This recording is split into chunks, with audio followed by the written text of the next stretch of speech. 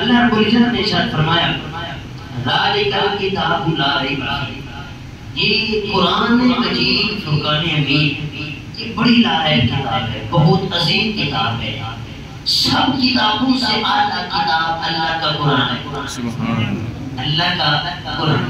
तो अल्लाह अच्छा किताब के मुसन्निफ जो होते हैं ना, किताब का मुसन्निफ, आपको शायद इस बात का ही होगा, अलग सब तो जानते हैं कि जो भी किताब मुसन्निफ राइटर लिखता है ना, तो किताब के आखिर में जाके ये बात लिखता है कि समझ आ रही है कि बोला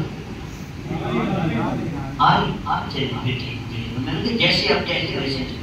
तो किताब का जो लिखने वाला राइटर होता है वो अपनी किताब के आखिर में ये बात लिखता है कि अगर मेरी किताब में किसी किस्म की कोई गलती, कोई कमी पेशी रह गई हो तो ये मेरा नंबर नीचे लिखा हुआ है, तो प्लीज ये मुझसे राब्ता करके मेरी रहनुमाई कर देना। इंसान होने के नाते गलती हो जाती है।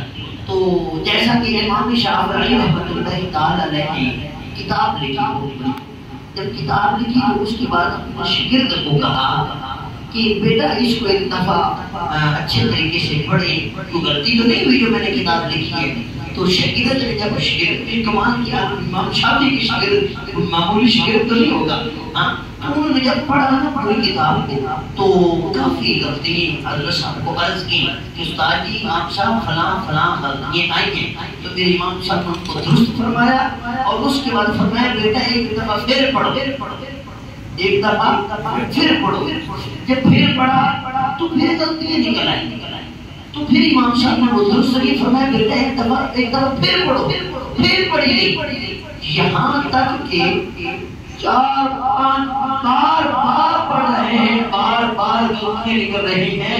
मेरे इमाम ने फरमाया फिर अब बस कर दे, यही फर्क है अल्लाह के कुरान में और हमारी किताब में। हमारी गलती की किताब गलतियों से पाक नहीं है और अल्लाह के कुरान में गलती की गुंजाइश नहीं है। शुरू में फरमा दिया ना, राइटर लिखने वाला हर किताब के आखिर में लिखता है, गलती हो गई हो तो दुरुस्त कर देना। अल्लाह की कुरान लायक किताब का इसकी शान देखे, अल्लाह ने शुरू में ही फरमा दिया ला रैब फीह। अल्लाह फरमाया इस किताब के अंदर शक हो सकता। अच्छा शक कैसे हो बताइए, इस किताब को नाज़िल करने वाला कौन है? अल्लाह। सर बोलिए इस किताब ये मसला है कि मस्जिद की कुबरियों में बुनियाद डालना ये मुकर्रम किताबों में मौजूद है, ठीक है। तो जब बैठे ऐसे बैठे अदब का तरीका है, मस्जिद में कुबरियों में बुनियाद नहीं डालती, ये भी मसला है। तो मैं चाहता हूँ किताब को नाज़िल करने वाला कौन है? अल्लाह। अच्छा लेकर आने वाले कौन है?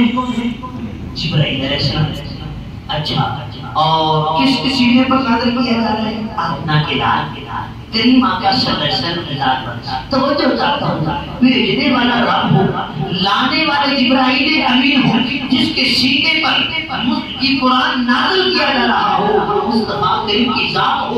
भेजने वाला भी नूर है, लाने वाला भी नूर है, जिसके सीने पे नाज़िल किया जा रहा है वो भी नूर है। शक कैसे हो सकता है?